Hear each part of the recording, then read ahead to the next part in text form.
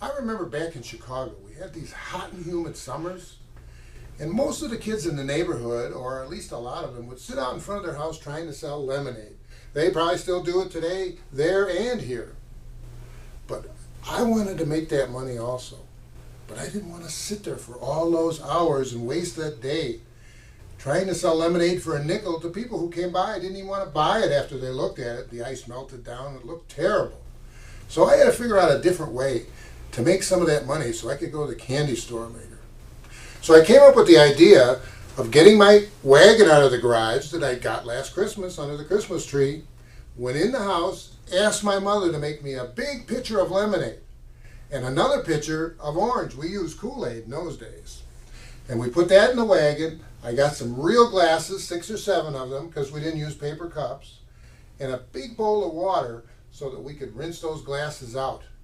And I took that wagon, I think it was about 4 or 5 blocks away where they were building new houses.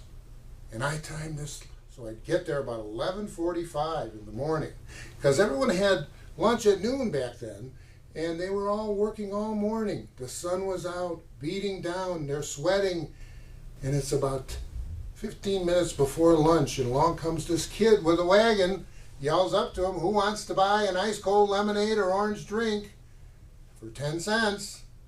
Well, most of all of them came down to my wagon.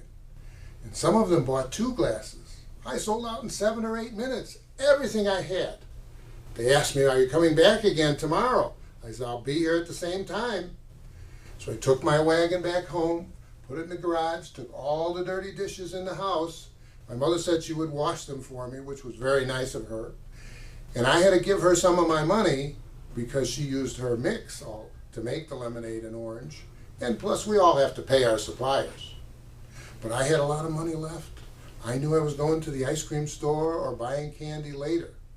And I grabbed my baseball glove, was on my way to play baseball. I waved to the kids out in the street and said, "Good luck, guys." They were still sitting there praying that someone would buy a glass of lemonade for a nickel. And I was off to play baseball. I had money in my pocket. My job was done.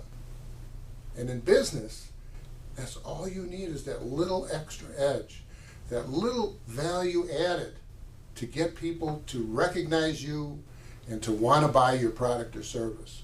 You don't have to reinvent it. You just need that little extra, and you'll always be successful.